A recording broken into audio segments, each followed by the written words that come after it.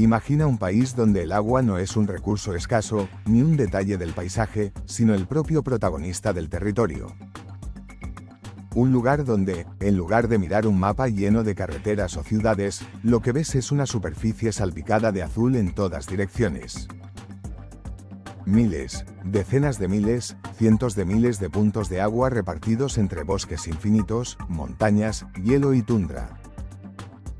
Ese país existe, y se llama Canadá. Y lo más impactante no es solo que tenga muchos lagos, es que tiene más lagos que el resto del mundo combinado. Canadá alberga más de 2 millones de lagos. 2 millones no es solo una cifra grande, es una cantidad tan descomunal que desafía la imaginación. Si intentaras visitar un lago distinto cada día, necesitarías miles de años para verlos todos. Y aún así, seguirías sin conocerlos todos, porque muchos de estos lagos ni siquiera tienen nombre oficial. Algunos son tan remotos que jamás han sido estudiados en detalle, y otros aparecen y desaparecen según la estación o el deshielo.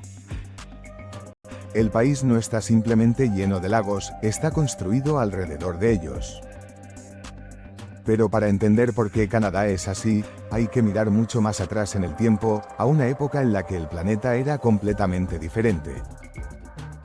Durante la última edad de hielo, enormes capas de hielo cubrían casi todo el territorio canadiense.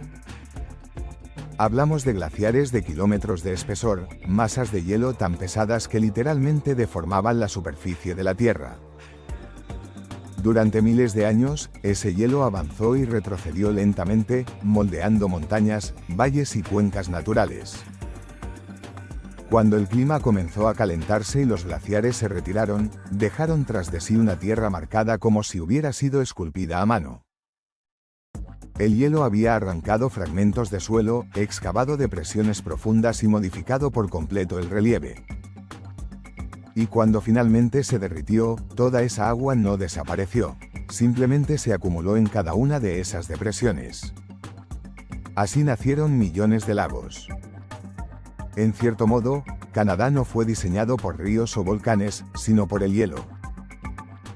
Es un país que lleva la firma de una era glacial. Hoy en día, esa herencia se ve en cada rincón del territorio.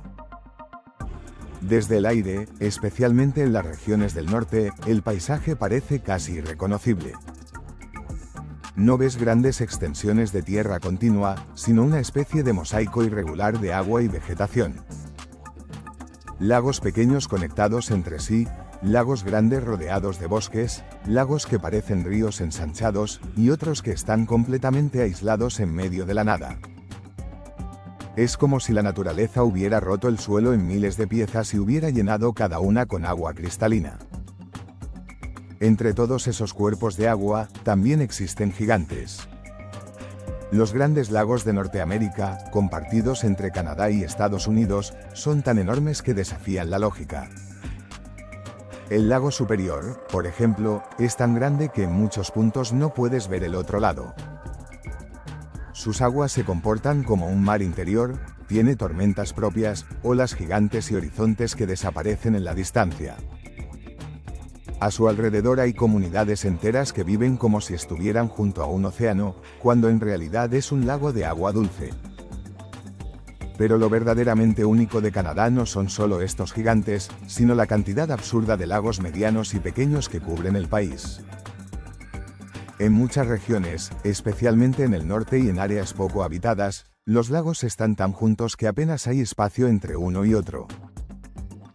A veces, lo que parece tierra firme desde un mapa resulta ser una red compleja de agua interconectada. En verano, todo se ve brillante y vivo. En invierno, ese mismo paisaje se congela y se transforma en una superficie sólida que cambia por completo la forma de desplazarse. Estos lagos no son solo agua acumulada. Son ecosistemas completos que sostienen una de las biodiversidades más importantes del planeta.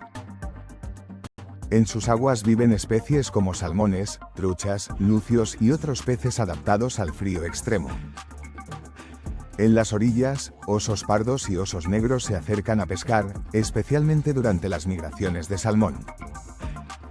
Las aves migratorias utilizan estos lagos como paradas estratégicas en sus rutas continentales, viajando miles de kilómetros cada año. Todo está conectado a través del agua. Y lo más sorprendente es que, para muchas comunidades canadienses, los lagos no son algo turístico ni decorativo, sino parte esencial de la vida diaria. En zonas rurales o remotas, los lagos funcionan como carreteras naturales. Se usan para pescar, para transportar mercancías, para viajar entre pueblos aislados y, en muchos casos, como única fuente de conexión con el exterior. Hay lugares donde el lago no es un paisaje, es la única forma de moverse. Cuando llega el invierno, Canadá cambia por completo. Las temperaturas descienden hasta niveles extremos y una gran parte de estos lagos se congela durante meses.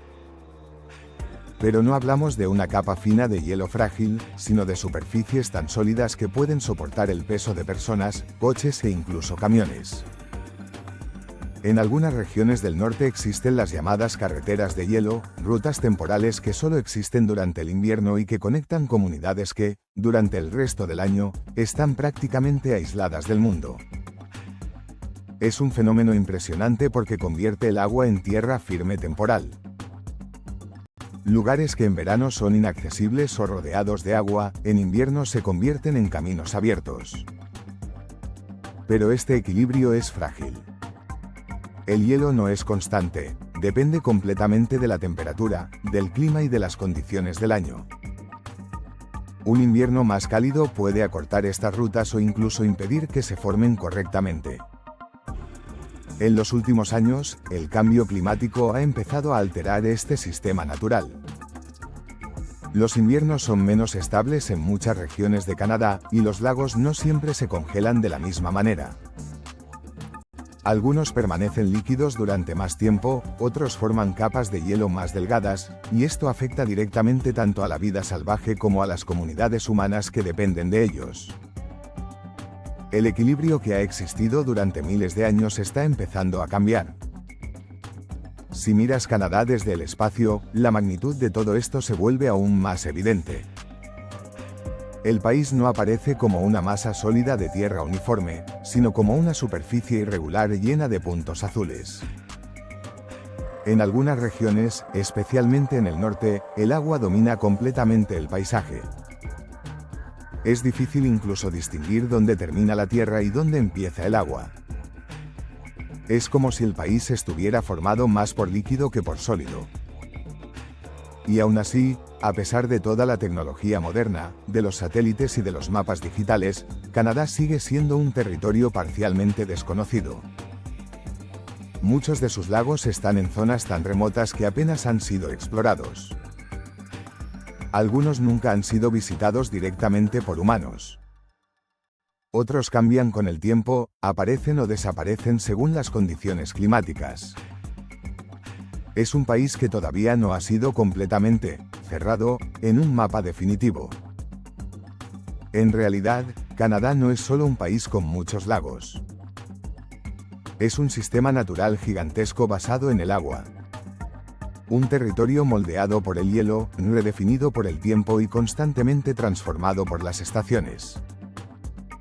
Es un lugar donde el paisaje no es fijo, donde el agua es parte de la identidad del país, y donde la naturaleza todavía tiene la última palabra. Y quizá lo más impresionante de todo es esto: conocemos millones de lagos, pero probablemente aún no conocemos todos. Porque en Canadá, incluso hoy, el mapa sigue incompleto.